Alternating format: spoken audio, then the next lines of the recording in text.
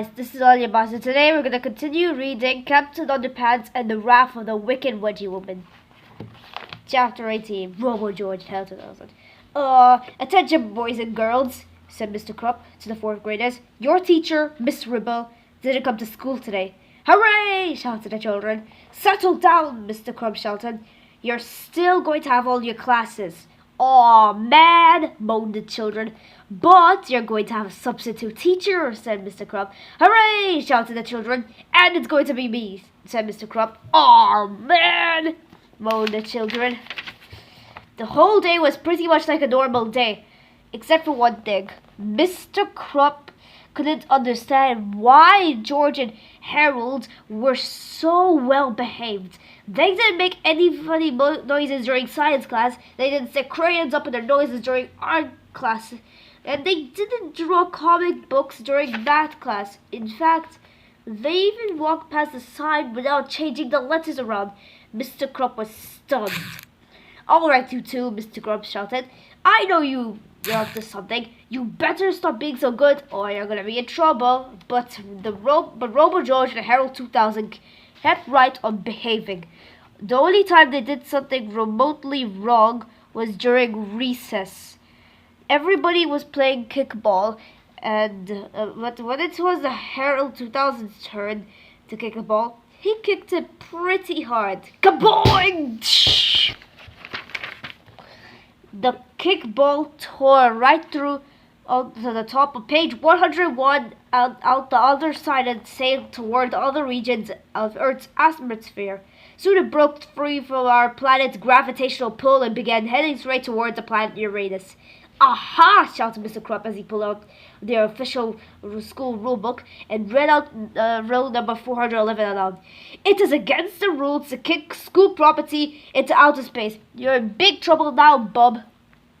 But Harold 2000 ignored Mr. Krupp and began running around the bases. Hey, I'm talking to you, Hutchins, Mr. Krupp shouted. He pointed at Harold and snapped his fingers.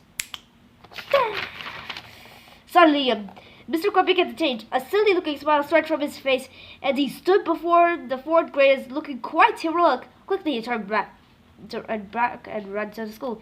Several minutes later, Captain Underpants flew out of Mr. Krupp's office window as the hero zipped across the sky. He had let out a triumphant tra-la-la. They immediately stopped playing kickball. Suddenly, their arms began to extend and their legs stretched towards the sky. Strange secret compartments in their ever-growing torsos opened up, revealing giant rocket boosters and their latest in advanced aviation technology. Steel panels on their faces and bodies expanded wildly as the complex structures swelled to highly improbable proportions. Suddenly, flames shot out of their retro thrusters as their bodies rose into the air. In no time at all, 2 gigantic robots were flying in the hot pursuit of the amazing Captain Underpants. George and Harold are in big trouble now, said Miss Neville Neely as he read rule number 7734 in Mr. Krupp's official school rulebook out loud. It is against the rules for students to transform into giant flying robots during afternoon recess. The real George and Harold, however, had more in their minds than a few broken roads. They watched the action unfold on the big screen television that Wedgie woman's horrible hair had built by combining the square parts of a fish tank and an electric toothbrush. The colossal robots surrounded Captain Underpants, but surprisingly, the raceman looks happy to see them. George, Harold, said Captain Underpants. My, how you boys have grown! I didn't. No, you can fly. That's great. Now you can help me fight for truth, justice, and all that is pretty sharp and cottony.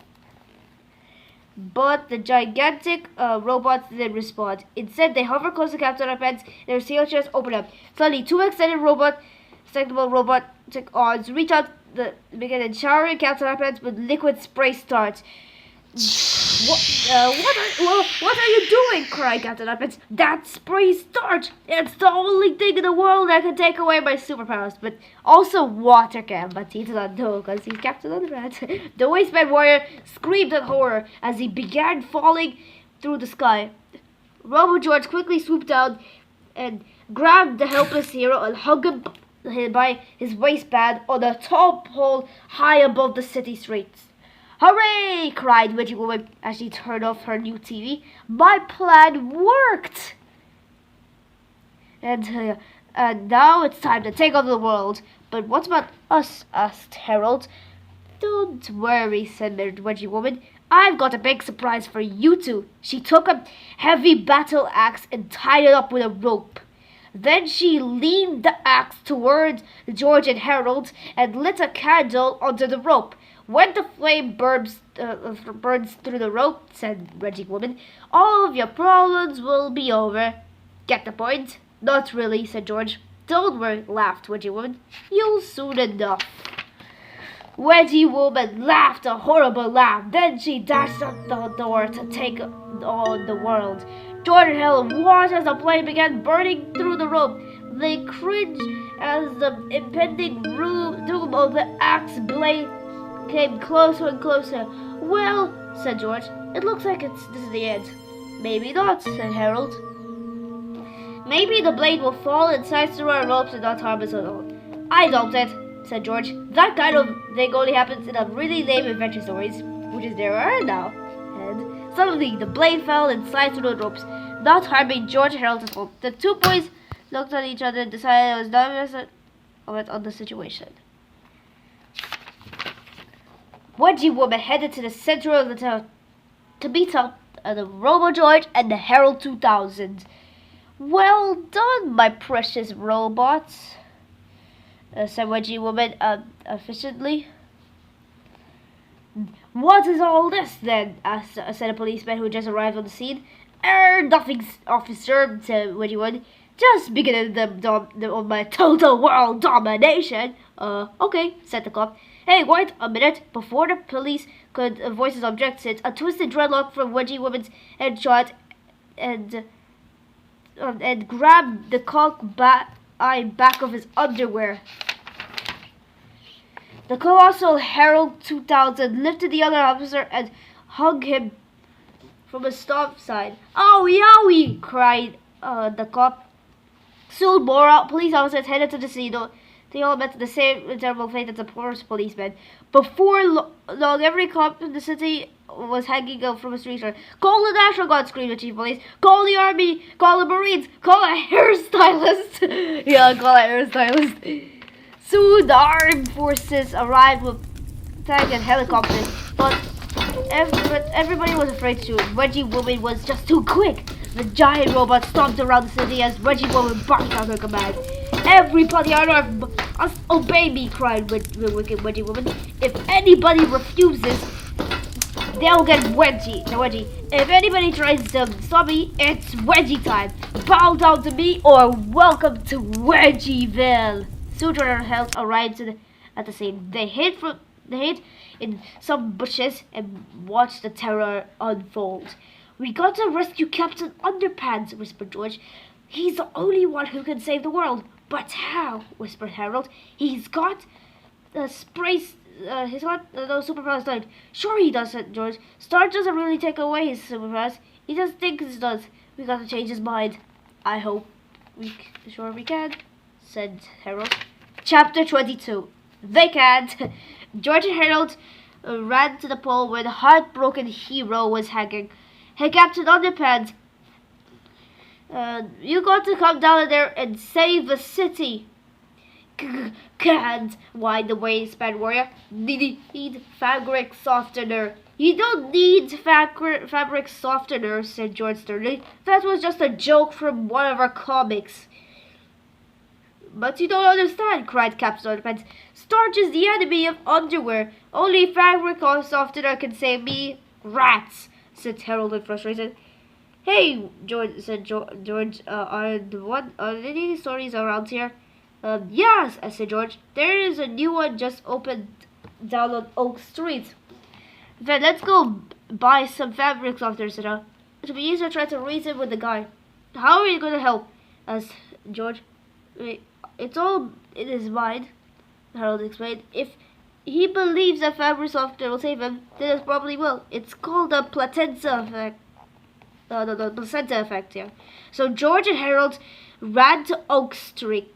What's the name of that store? Asked Harold. I can't remember, said George. I think it's called Everything Except, oh man, said George. We're doomed, cried Harold. Listen, said George. We got to make another comic book. Now? Asked Harold. It's our only hope, said George. The fate of the entire world is in our hands. So the two boys bought some paper and a few pencils and got down to work. 22 minutes later, George and Harold had created an all-new Captain Underpants adventure. They ran back to the pole where Captain Underpants was hanging and tossed their new comic up to him. This is no time to be reading comics, said Captain Underpants. Just read it, Bob, said Harold. Yeah, said George, you might learn something. The Origin of Captain Underpants by George Beard and Harold Hutchins, the true untold story. A far time ago in a galaxy long, long away, there was a planet called Underpanty World. Underpanty World was a peaceful planet where everybody wore only underwear. Ha! I can see your underwear. I can see yours too. Hey, what you doing under there? Underwear? Ha! You said underwear. Ha! Everybody liked what so much, and they never got into fights, and they didn't have no wars either. It was cool. But one day, all of that happiness ended abruptly. Bad guys. The Wedgie warlords had arrived. Hey, boss, let's spray the planet with starch. Okay, I hate those guys. The good people on the planet world got scared. They ran to the leader, Big Daddy Long Johns. Help us, Big Daddy Long Johns. Okay. Don't worry, I have a magic amulet that will help. That will protect us from starch. Yippee! But then he accidentally dropped the magic amulet. It fell into the mouth of his newborn son, little baby Underpants. Oh no, he swallowed it. We're doomed. Damn, just damn. The Wedgie warlord sprayed starch on the panty world. Big Daddy Lord John and his lovely wife, Princess Pantyhose, knew that their planet was a goner. So they decided to save their baby bird. So they stretched his underwear real far. And then they let go and shot him and says, "Wee, be good, don't pick your nose." Little baby Underpants sailed through space as his whole planet crumbled behind him. Aw, man. Soon little baby Underpants fell to earth. Bonk. Little baby got adopted by some old guys. Oh my, he's so cute. Let's adopt him. Okay. They named him Captain after their favorite cereal. Hi, Captain. Hi. But as the years went by, Captain became very sad. For some strange reason, he never seemed to fit in.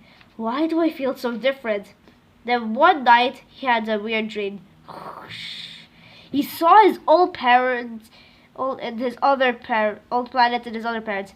Hi, son. How's it going? Son, you're good. You're like other people. You're a superhero guy. Also, you have a magical amulet inside you. It will protect you from the evils of starch. All you have to do is say these words. I summon the power of Underpanty World, and you will overcome the powers of starch. Okay. So, Captain Underpants woke up and became a cool superhero guy. And he never had to be scared of starch no more, even if Wedgie Woman's robot sprayed with it, because all he had to do was say, I summon the power of Underpanty World, and he would be free. Well, what are you waiting for? Just say the words. What will happen to Captain Underpants when reading this comic? Find out no more of Captain Underpants and the Wrath of the Wicked Wedgie Woman. And please subscribe.